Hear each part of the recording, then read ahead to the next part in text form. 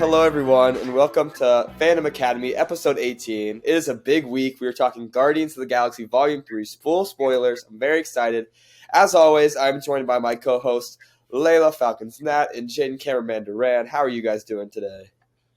I'm good. I'm excited. I'm scared to talk about Guardians because I'll probably want to start crying again. Anytime I think about this movie, I've seen it twice now, and if I listen to the soundtrack, I will just start crying. It's dangerous, it's messy, but I loved it so much, and I'm excited to talk about it. Yeah, same. I've actually seen Guardians. I've seen Guardians twice so far, and I'm going to need the therapy session for today, for sure. And as a bonus this week, making her Fandom Academy debut live is Jade Rafallo. Jade, how are you doing today? I'm bad now that you mispronounced my last name. I knew it the moment I said it. The moment I said it, I was like, shit. No, it's okay. It's okay. No, I'm good. It's my one day off this week from work. I saw Guardians on opening night on May 4th, and I still can't stop talking about it. I still can't stop thinking about it. And I love it. I can't wait to talk about it with you guys. Very, very excited. And let's just go ahead and get into it. This wraps up the trilogy of Guardians Volume 1, Volume 2, and Volume 3 across their 7 MCU appearances. This is the last time we saw this iteration of the Guardians team. Layla, who stood out for you most in this movie, and what are your initial reactions? Obviously, Rocket stood out for me. Whenever I thought of the Guardians, I've always said Gamora is my favorite. But after this one, I mean, she's still very much up there, but I feel like Rocket and Nebula have really worked their way up from this movie. I've always appreciated them as characters, but they were definitely the standouts for me anyway, this film. Learning more about Rocket's past was just heartbreaking, and then kind of just connecting with him on another level. And also seeing, the change of Nebula. Obviously she warmed up to the Guardians more in, the more recent projects they've been in, but she started off with hating them, and now just seeing how big of a part of their family she is, it's just so nice to see. And yeah, they were definitely the standouts for me in this one. And Jane, same question to you.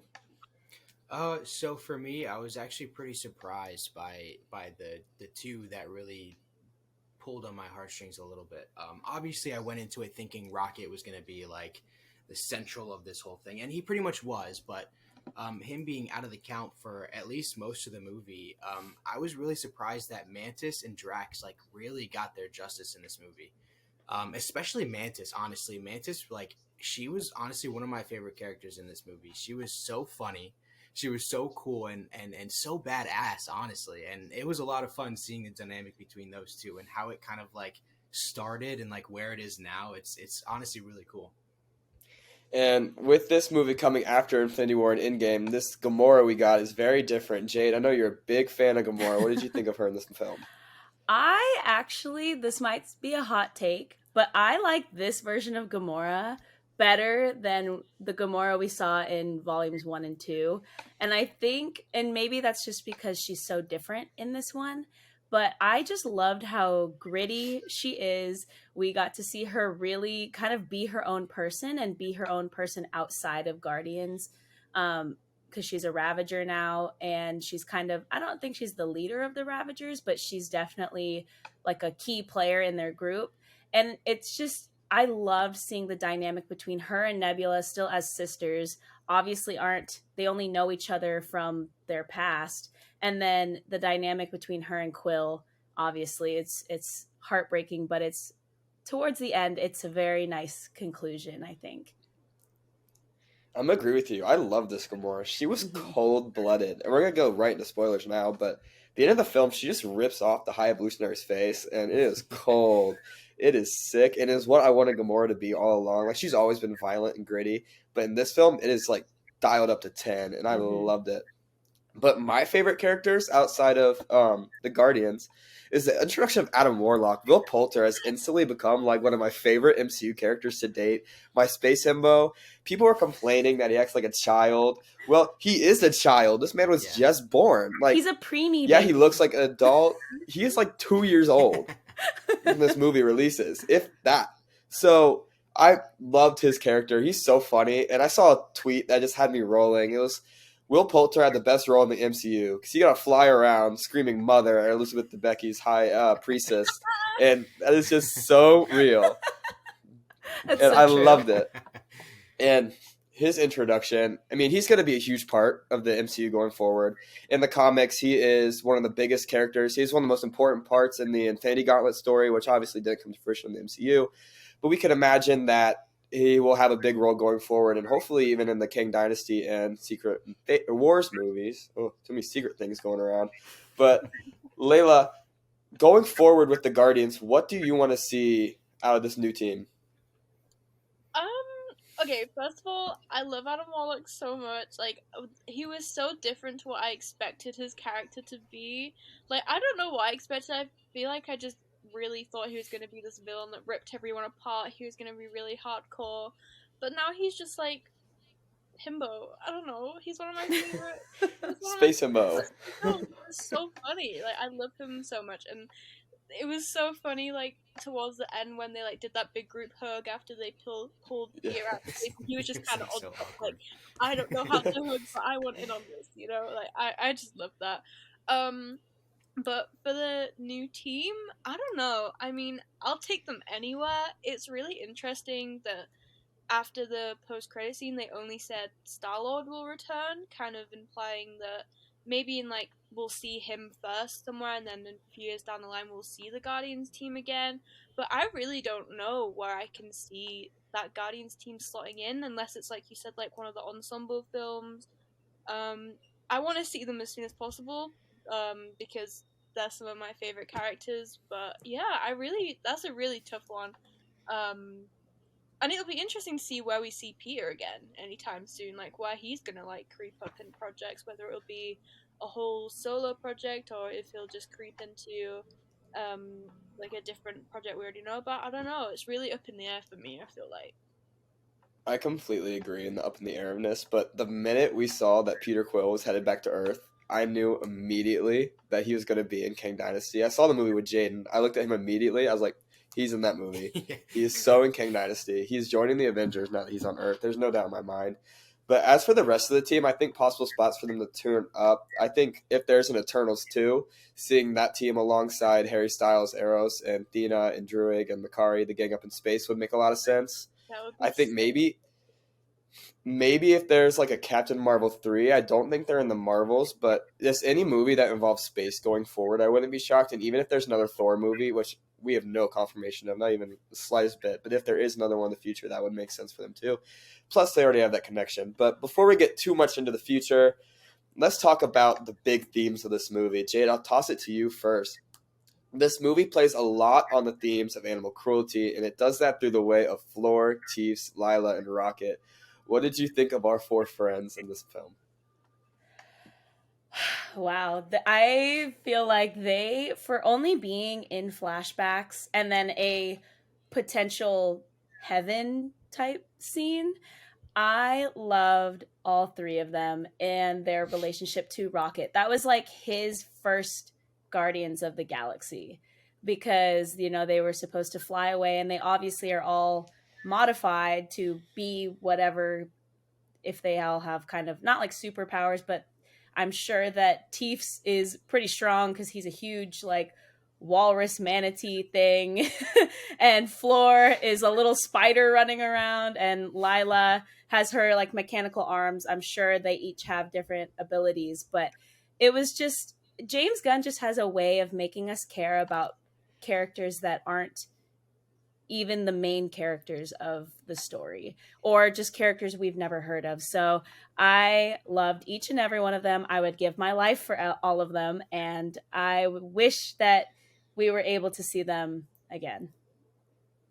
Yeah, and ever since the movie has come out, my TikTok feed has just been all of people just feeding raccoons, talking otters, cute videos of otters, and just people are loving the animals after this one, and rightfully so. But in terms of James Gunn making you like these characters, I completely agree. And to add on to that, there was the family that they first meet on Counter Earth, where they go into the house and Drax is like on the sofa, which was a really funny bit.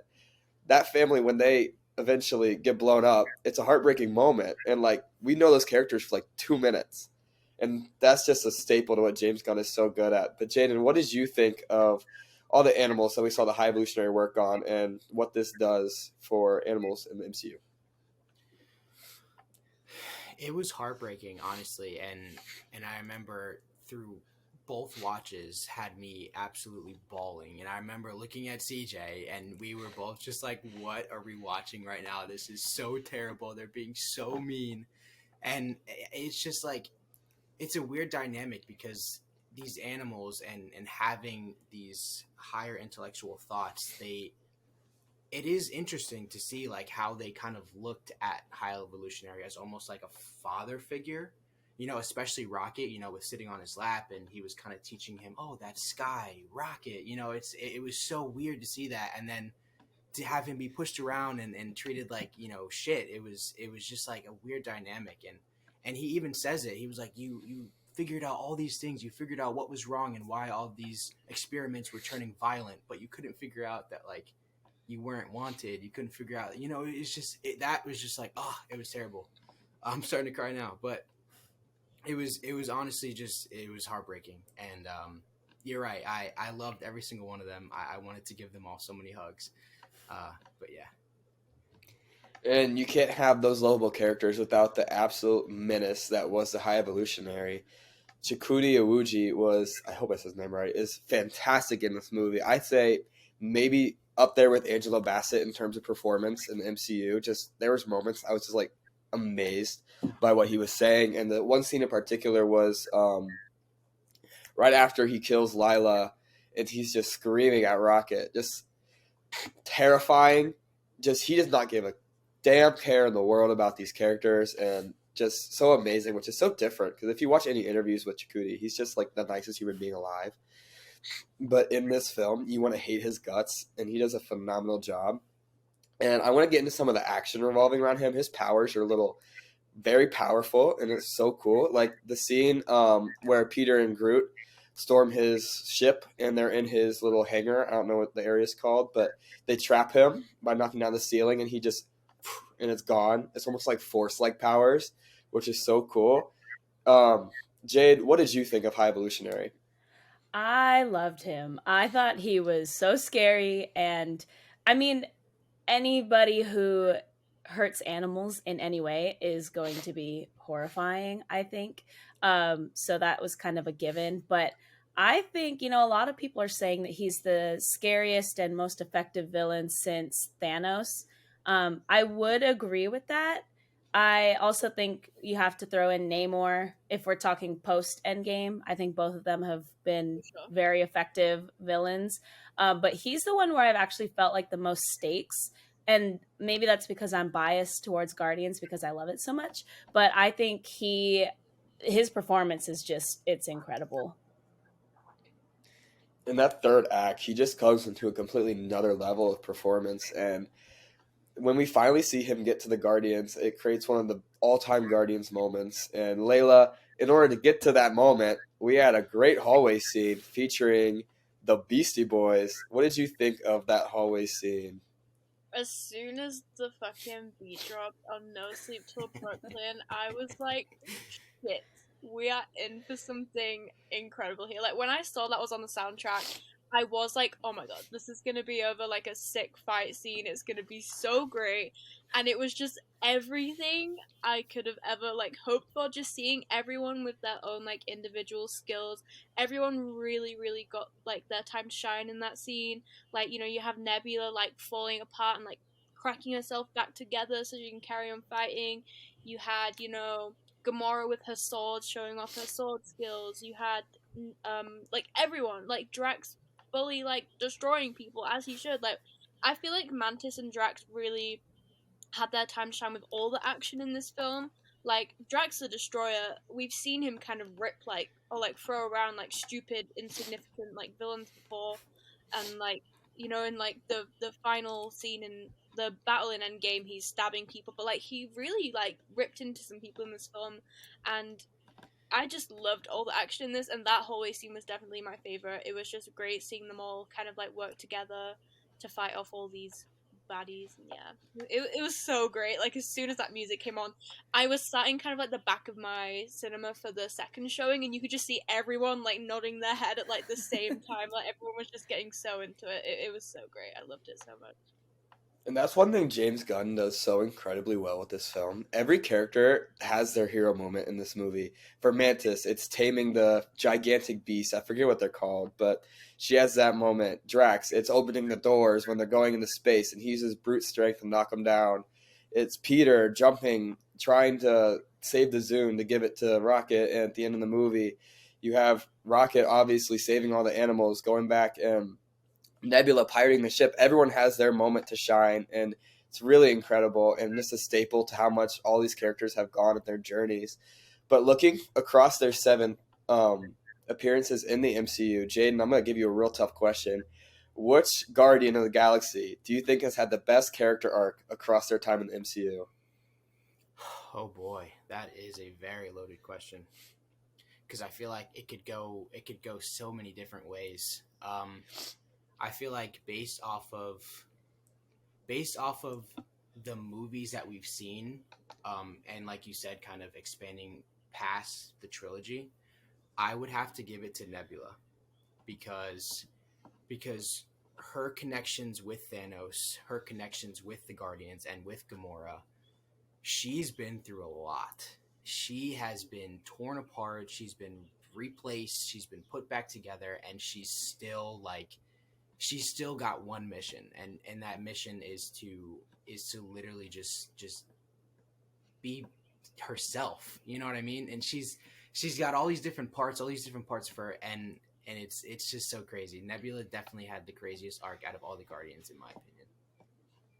And if you look at like Endgame and stuff, with Nebula and Rocket were the only 2 Guardians of the Galaxy that survived the step.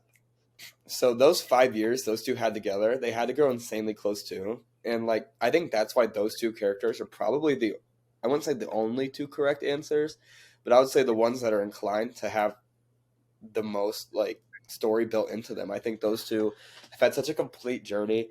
And even looking at like Guardians of the Galaxy Volume 2 and Rocket and Quill just like bickering and hating each other the entire movie, to this movie, Quill calls Rocket his best friend on so many different occasions. It just means so much more.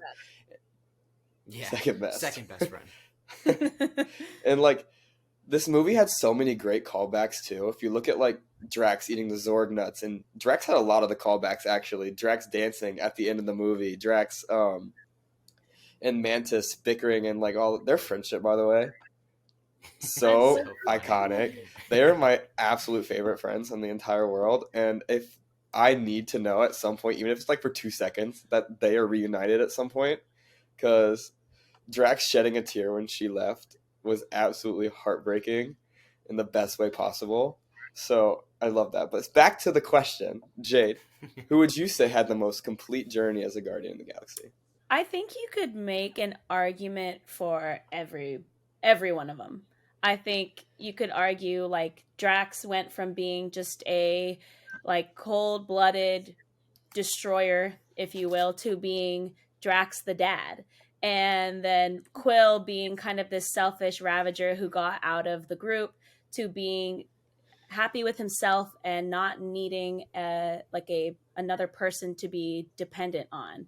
And Mantis, she's probably had the least amount of evolution, but she's come into her own power of being an empath and being able to control the abelisks, like you said.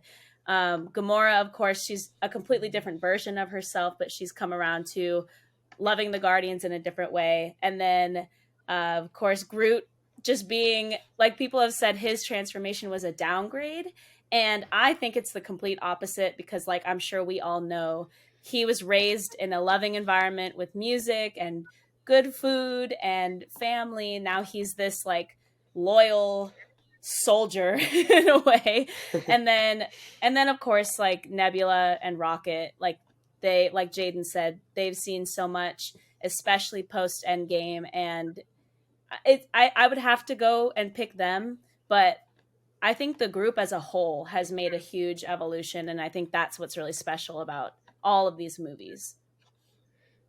And I think that's why when you look at, like, people have been arguing a lot since this movie came out about what's the best MCU trilogy. I think it's hard to not say the Guardians. And I'm a big Captain America guy. I love that trilogy with my whole heart. But just when you look at the complete growth that all of these characters have gone on from movie one to movie three, it really is night and day to what a lot of what we've seen from other MCU trilogies. And I think that's what makes it one of the best. But Layla, final question for you: who do you think had the best growth? I mean, Nebula and Rocket are definitely a given, but I would honestly argue Mantis, kind of because what she said about herself, like when she was leaving the Guardians in the last scene, she always did what Ego told her to do, and then she did whatever the Guardians did. She just kind of followed along with them, and now we see her kind of, or we know she's gonna go off on her own and kind of become her own person, and it's like she's never experienced that before, and now she finally like it's like she's grown with the Guardians that she finally has the courage to go and be her own person, and not just be controlled by Ego or be controlled by not that she was being controlled by the Guardians, but like following their lead, I guess. And like after like the holiday special and her kind of finding, because the Guardians were her found family, but Peter's her actual family. Like she's found all of this, and now she's ready to like go off and be her own person. And I just think that's great. But obviously Nebula with all the like growing up with Thanos and then her and Rocket being left alone during the blip, I feel like they're my like picks for that. And that's kind of a big theme in this movie is learning to accept yourself. You see it with Peter and Gamora, and as well as Mantis, and that's something I hope they play into more because it's not really selfishness; it's more like caring for yourself. And I love how they establish that difference. And because, I mean, when these gang of people first all met each other, they were all very selfish, but coming together as a family and doing stuff for themselves in a non-selfish way is a great ending to the trilogy and great contrast to the first one. But it's impossible to talk about a Guardians of the Galaxy movie without talking about the soundtrack. And I'm just going to go around. What was everyone's favorite song from the movie? Jade, I'll start with you. Well, I don't think it's fair because I feel like everyone, maybe I'm wrong, is going to pick Dog Days Are Over. That is where I mean, I was crying the entire 2.5 hours easily. But when we got to the end, seeing everyone so happy and so content with themselves and the group and kind of the group disbanding, that song just felt perfect because it's like, yeah, this journey's over, but it's still so happy and it's still such a good send off. And like I was listening to at the gym yesterday, and I was tearing up, and I was like, this is not okay. This song is like too much right now. And then that video of Florence from Florence and the Machine, where she's crying watching the end of the movie. I'm just like, I know it's just that song is just the perfect ending. It's absolutely perfect. But Jaden, I'll send it to you. Different from that song, because we all know that one will be our universal one. What was your favorite? I think so. Going back to the hallway scene, the Beastie Boys, that was probably what got me the most hype. But I will say, getting some flashbacks from like "Come and Get Your Love," that was honestly another moment where I was like, oh, "Are you kidding me? Like this is literally just encapsulating everything that I wanted in this movie, and it was perfect, very very perfect soundtrack." And Layla, what was your favorite? Besides from Dog Days Are Over, obviously, and Come and Get Your Love, when Come and Get Your Love started playing in that first post credit scene, I just sobbed. I was like, no, they're not doing this to me right now. But apart from those two, the very first scene, like when the opening credits came on that were Guardians themed, the acoustic version of Creep, that really had me like fucking crying my eyes out just seeing Peter grieving Gamora and Rocket kind of like just solemnly walking through nowhere. It was such like a not like a cold opening, but a really solemn opening, and just seeing like picking up where we left off of the Guardians, and obviously exploring Peter's grief of Gamora. Yeah, that one really had me like not okay. I really enjoyed that one. And shout out to Eric Voss at New Rockstars because in his breakdown, he talked a lot about that song and how like the writer from Nickelback thought it was a terrible song and he hated it, but it turned out to be super popular, which kind of plays into the themes of the song. It's like a theme of self-hatred. So that plays across really well for especially like Quill and Rocket at this time, because Rocket's never really gotten past. And you see him in that scene. He's holding the key card that he used to let Lila and Teefs and Floor out of their cages, and he's still looking at it, and you know he still feels responsible for their deaths. And so many years later, so many years later after that, and it just, that song was perfect. And one thing that James Gunn does with this song, so I was also pointing out this video, which is really cool, is he makes them all diegetic.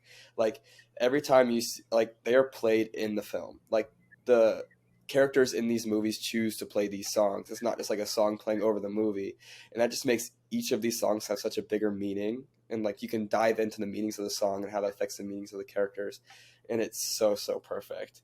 And the last thing I want to talk about in this movie is we all were sitting there watching this movie in clown makeup.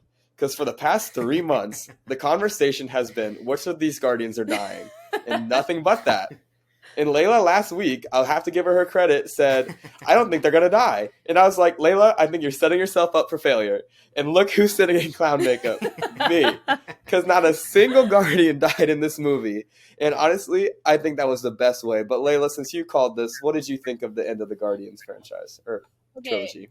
There was so many close calls. I was sat thinking like, fuck, I'm going to be eating my words next week. Like, everyone's going to laugh at me because I said none of them are going to die. Like, when Rocket was flatlining and then he was in, like, heaven with Lila and she was like, of course you can come. I literally, and I'm not even lying when I say this, I was like, but please, not yet. And then Lila said, but not yet. I was just like, fuck, okay. This is not the one for me. I was literally crying. But I was really happy. None of them died. I know, like, some people have been complaining, like, someone needed to die in this film to make it even sadder. No! They had the perfect ending. Like, this was actually perfect for all of them. Why do you want to be sad? You know? None of them needed to die, and I'm so glad none of them did. But yeah.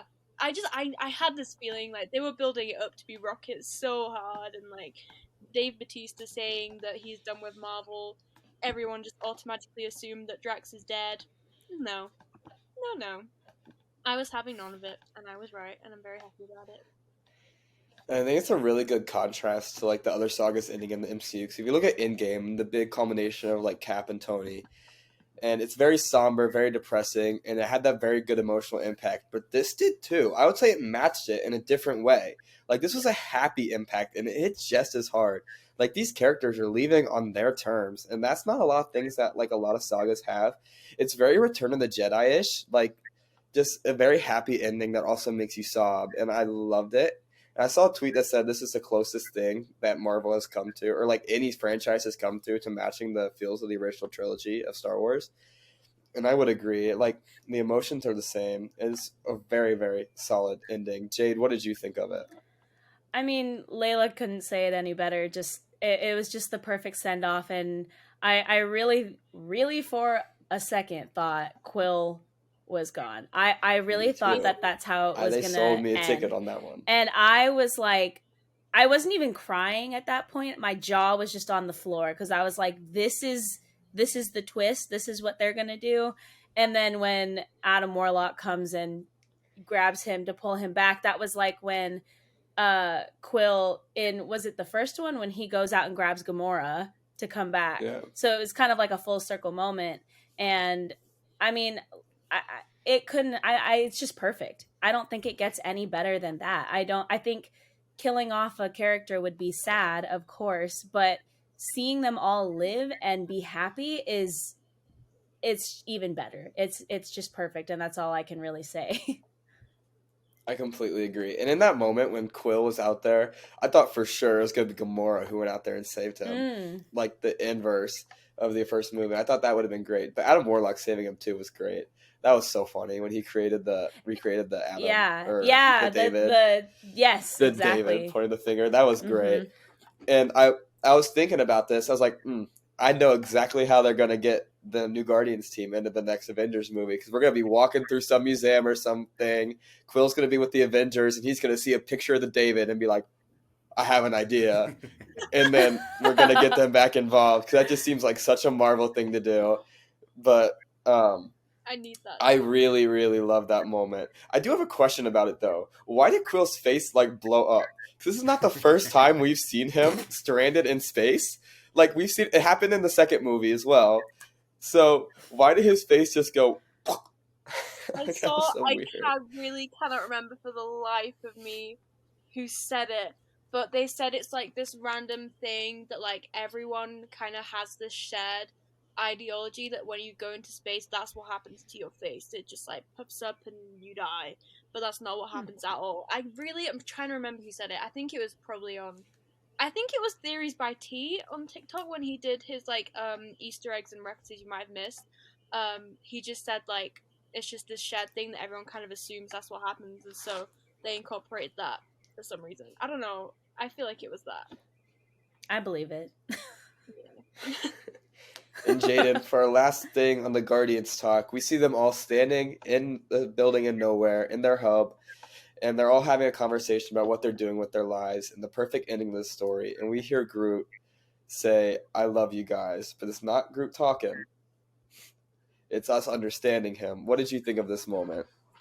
So, at first, I thought he just expanded his vocabulary. I thought that's so cool. I feel like it almost was like a payoff of him like being a child and then having to grow up and relearn everything. And I thought maybe he like caught on to something.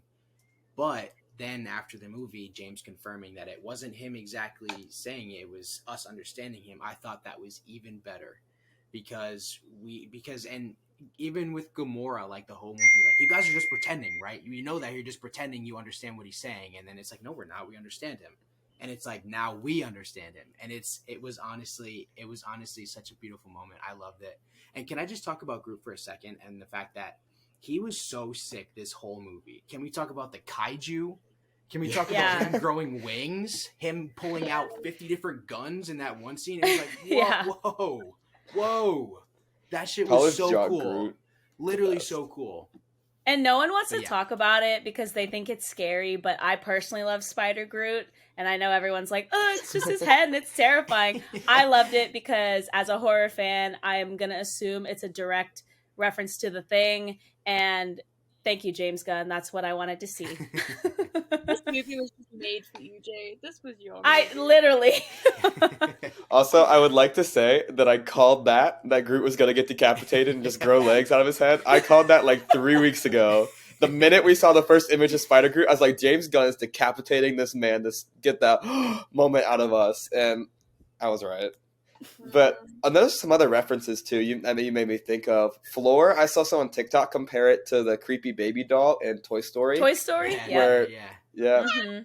Where it's actually just this lovable creature, but it looks terrifying. Yeah. And I thought that was cool. But yeah, there's a lot of fun moments. But unless anyone has anything else to add, we'll wrap up our Guardians talk.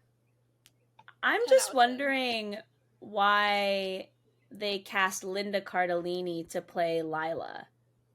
Like, is that going to be any sort of reference, or was that just for fun, or because obviously she's all day.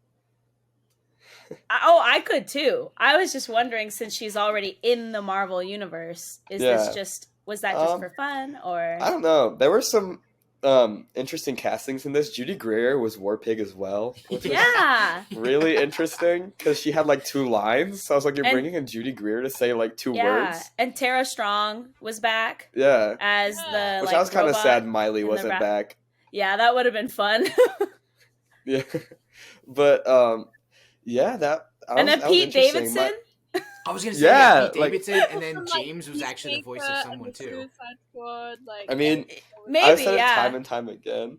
If you're a friend of James Gunn, your career is just set because he will put you in all of his films.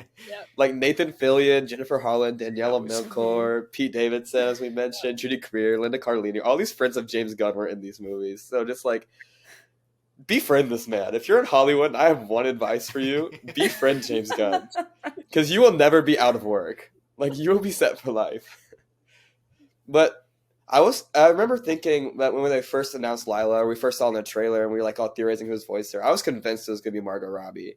But now we have some news that she might be playing someone else in the MCU coming soon. I said it should have been Lady Gaga. Lady Gaga and Bradley Cooper back together. Oh, that would have been good. That would have been good. That actually would have been really good. Now I'm kind of sad we didn't get that, but it's okay. So many more opportunities to come. But yes, that wraps up our Guardians of the Galaxy talk. And Jade, Jaden? Wait, sorry. No, it just popped into my head. So there was stuff I saw on TikTok, behind the scenes stuff. Remember when Nebula was carrying Peter Oh yeah. Oh, because he yes. was drunk, and it was like a The huge practical wax. thing? Dude, Yeah. I Yes. was so creeped I out was. by that. That's I creepy was as like, hell. what? And they did like a close up of his face, and it was like literally so perfect. I was like, Yeah, this it is so looked weird. weirdly real. So good. And Chris Pratt saying it was like an out of body experience looking at it was so No, good. literally. Like Can you the visual imagine effects that? have come so far. That's crazy. Like I saw that. That's gas. Oh. That was so cool. Movie making, man. It continues to No. blow my mind. Like it's crazy.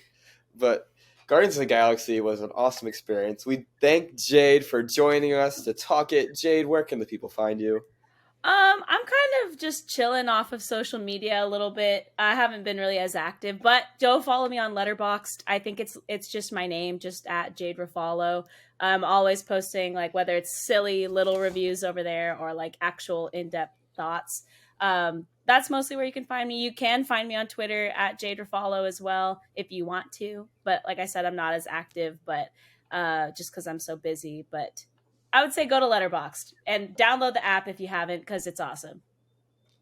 It's my favorite social media. I will plug Letterboxd till the day I die. Definitely go download it. But we thank you for joining. Stay tuned. We have some more news coming up, and we'll be right back. We are back at Fandom Academy, and we have so much to talk about. And we're going to kick things off this week. We got a new trailer for Dune 2, starring Timothee Chalamet, Zendaya, Florence Pugh, Gross Austin Butler, and so many more. Layla, what did you think of the trailer? It looks kind of promising, to be honest. I mean, we were just having this conversation that the first Dune was very hit and miss for some people. CJ, you described it perfectly. If they cut maybe half an hour off, it would have been such a great movie. It just dragged a little bit, but I really loved it. I feel like I really got connected to a lot of the characters, especially Duncan, played by Jason Momoa, and was it Bertie, played by Josh Brolin? I feel like that was his name, maybe. Gertie. Gertie, yeah, that. And also just Paul and his dad, his lovely, beautiful father who was taken away far too soon. And then when in the second trailer they show a little like picture of Oscar's character, I was just like, oh no. And I can definitely see them like doing a flashback with his character. I always forget his name, Duke Leto, I think. He is like one of the most attractive characters in any role Oscar's played. I love him so much. But you know, Oscar aside, Florence Pugh looks great. I feel like her character's going to be so incredible. Austin Butler, I don't really know what he's doing there. He just looks like he's going to stand there and scream. I don't know. Good for you, gay. I don't know. Yeah, the trailer looks fun. There looks to be a lot of action in it. And I feel like it's going to be a really fun time. And hopefully we get Zendaya for more than 5 minutes. Big retweet. Jaden, what did you think? I'm going to piggyback off what Layla said. I do think it looks promising. I think in this trailer, it seems like there might be a bit more action, which I feel like kind of lacked in the first movie. I feel like there was a whole lot of nothing happening and just like a lot of dunes and deserts. No pun intended. But there was a specific scene, I guess a few specific scenes that I did enjoy with Paul, Timothee Chalamet, and it seems like he was really kind of stepping into a leadership role, especially with I don't know what the sand people are called. What are they called? Do we know? Oh shit, I know it. Well, regardless of what the they're called, Frey something. Freeman, yes. Freeman. Is that right? Perfect. Yes. So it seems like he's I think stepping so. into like a leadership type role. Let me look. For that group of people, and watching him ride the sandworm and stuff, and see him like kind of really digging into the roots of like being out there and stuff. It's gonna be pretty cool, I think. I'm looking up now what the same people in Dune are called. This is gonna bother me. I feel like it's Frey something. The Freeman. We were right. Yes. The frame. Okay, cool. So yes, definitely seeing him and his mother, played by Rebecca Ferguson, fitting in with the frame, and it'll be really cool. Seeing Zendaya back in the mix, like you said, Layla, hopefully for longer than 5 minutes, because I would never be so angry than when she was the main star of their advertising and was in the movie for like a second. Mm-hmm. So hopefully she gets a bigger role. Seeing her and Florence Pugh in the same movie is just everything I need. It'll cure so many diseases, and I'm so happy for it. Also, I'm very excited to see the introduction of the Emperor, played by Christopher Walken, I believe. That'll be really cool. His presence was definitely felt in the first movie, but now we have official casting. And seeing him and Flo go back and forth off of each other. And also something that was interesting in this trailer was all of Austin Butler's scenes were in black and white, and I'm just really curious to why that is. I don't know. Something we'll find out in the movie, I'm sure. Hopefully he's not speaking in the Elvis voice, but honestly, hopefully he is too, because it'll be so funny if he is. Oh my But God. something that you can expect from a Denis Villeneuve movie is insane visuals. It looks like it'll follow suit in that way. The movie looks stunning, and I'm very, very excited to see what we get. But unless anyone has any other comments about Dune, we're going to move on to some casting news in the never-ending circle. That is the Fantastic Four casting news. We have 3 names who are set to be the stars of the movie, 2 of which I really love and am here for, and 1 of which I absolutely despise. So we'll start with the happiness. We're going to start as Margot Robbie is rumored to have been offered the role of Sue Storm, and Paul Mescal has been offered to play the role of her brother, Johnny Storm. Layla, what do you think of these 2 potentially coming into the film? Paul Mescal is one of maybe 2 men under the age of 35 I find attractive. I love him so much. Him in Aftersun is like probably one of my favorite performances ever. And him in Normal People too. He is incredible, and he would definitely embody Johnny Storm, I feel like.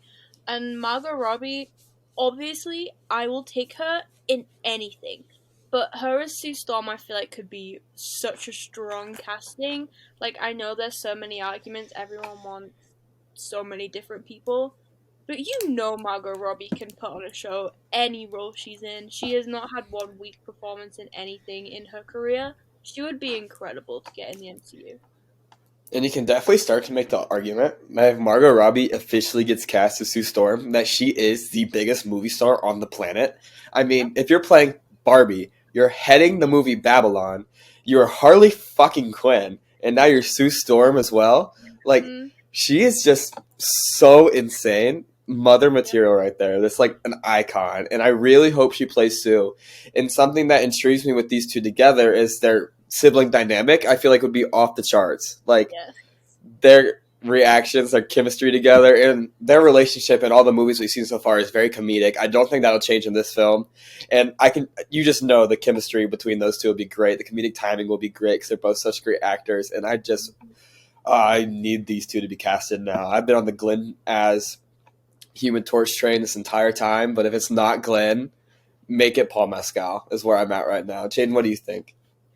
I think these are strong castings. I think especially with Margot Robbie, she has just an incredible range that, you touched on it, like heading Babylon, Harley Quinn, and just like having all of these roles. Like this is going to be the perfect position for her to be in.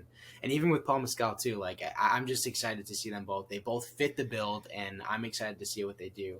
But I will say I will probably be playing devil's advocate with the next casting because I think it would be kind of cool. I'm not gonna lie. Well, let's get into it. The rumored casting to be apparently been offered for Reed Richards is Adam Driver. And listen, I love Adam Driver. I thought he was great, and I think it's Marriage Story. I think it's with Scarlett Johansson, and I loved him as Kylo Ren, but he's not Reed to me. I don't love it. I don't buy it. I think he would have been better used somewhere else in the MCU. I think there's a lot better names that would have worked for Reed that were apparently in the mix. I thought Glenn Howerton would have been great. I think so many other people could have been better. I'm just not a big fan of it. But Jaden, you said you're going to defend it, so defend away.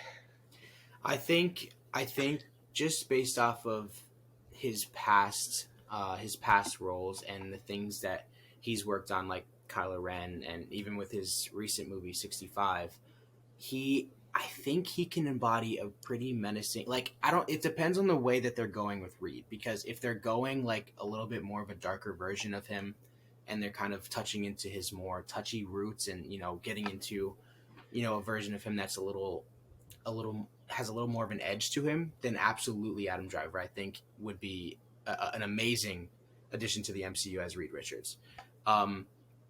Yeah, he's a little more collected. He's a little more what's the word?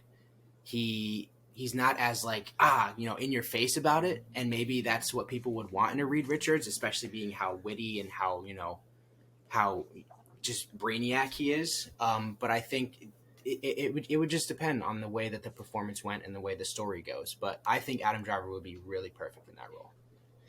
And I mean, with Secret Wars heading up, that's a very Reed Richards centric focus. So I get wanting to have a gigantic movie star, so maybe having a smaller actor wouldn't work.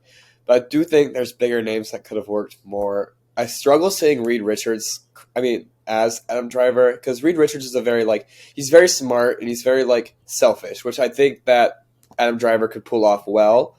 But when it comes to the humor and stuff, I do worry a little bit, because especially in the MCU, being able to be so versatile is a huge part of being a successful actor in that franchise, and I struggle to see Adam Driver being that versatile, especially when it comes to interactions with Sue and Johnny and the Thing. Layla, what do you think? I don't like it at all. I agree exactly with what CJ said. There's so many different roles that Adam Driver could pull off so much better. I mean, I won't knock it fully till I see it. If it is true, I'll give him the chance. I respect a lot of his other roles, obviously as Kylo Ren, and like you said in Marriage Story.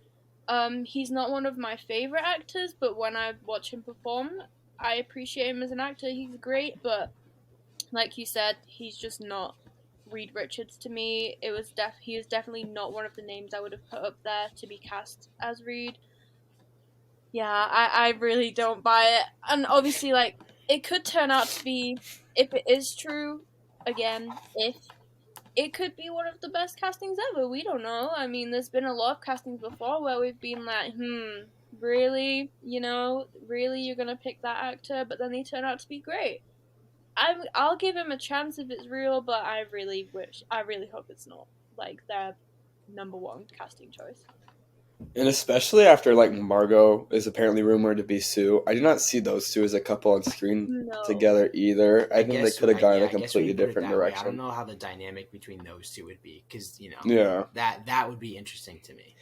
And I was a big champion of casting Adam as Doom. I think he would have been a really good Doom, and I think that would have been so much better than him playing Reed, and you still get that gigantic movie star element of having him in the Fantastic Four movie, in the ensemble. I'll like Layla said, I'll give it a chance if it comes out to be true, but I really am hoping that they go in a different direction, because especially after seeing, ever since the rumors have broke on Twitter, it's not a very Adam Driver's Reed positive place. I think most of the reaction has been, this is kind of not what we want. So maybe they'll go in a different direction, maybe not. But I do think if that he's in the role, he won't be terrible. I think it's not ideal, but I will be willing to give it a chance. And I'm excited for that movie to come. But more than anything, I just want them to announce the damn cast officially, because I am tired of a new character, a new actor every week being announced to play these roles. And that's why we haven't talked about it much, because this one is apparently the real deal. But there's been 30 different names that have apparently been rumored to play. And just a couple weeks ago, before it was debunked, apparently Mila Kunis was offered the role of the Thing, which everyone was hating on. Low key, I would have been here for it. I would have been here for it. That would have been so good. But I'm excited to see where that comes. I'm hoping that we'll probably get that announced at San Diego Comic-Con this year. I think it's in August or July. Hopefully, we'll get that announced. But unless anything else to add about the cast, we'll move on to some wrestling. Go for it. And let's get into that, because this weekend we had WWE Backlash live from Puerto Rico, headed by El Muerto star San Benito. Bad Bunny himself made a wrestling appearance. He wrestled Damian Priest in a San Juan street fight. and this crowd was electric. They were loving Bad Bunny. During his entrance, he made an entrance like a champ, and the entire crowd was singing his songs. It was electrifying. If you're not into wrestling, just Google Bad Bunny entrance Backlash, and you will just fall in love with this man. More than anything, this made me so excited for El Muerto because Bad Bunny, his whole Bonusi into this match, he was doing Canadian destroyers, just taking insane jumps off tables, through tables, and steel chair shots, kendo stick shots. Just an insane match, an insane showing for Bad Bunny. And instantly after Logan Paul's performance at WrestleMania and Bad Bunny's performance here, I need them two to wrestle at like WrestleMania next year or something. Because could you imagine them? That would be so chaotic. The media crossover appeal of having Logan Paul versus Bad Bunny in a WWE ring. Could you imagine? That would like break records of like views on YouTube or something. That'd be crazy.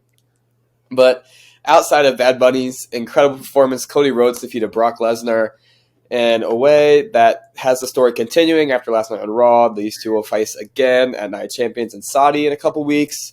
Bianca Belair defeated Io Sky in a great match. The LWO got to shine with Selena Vega, having her moment in her with her family in the crowd in Puerto Rico, representing her heritage, which was really cool to see. Even though she lost, she had an emotional win. Just a lot of cool stuff happened at Backlash, and it really seems like Triple H is really rolling, especially with the draft implemented now and the World Heavyweight Championship tournament starting. Triple H is really starting to step in. Vince McMahon seems out of the picture for now, and the booking seems really good. And these big international pay-per-views need to happen more. I know they're coming to the UK in London for Money in the Bank here in a couple months, so that'll be really cool.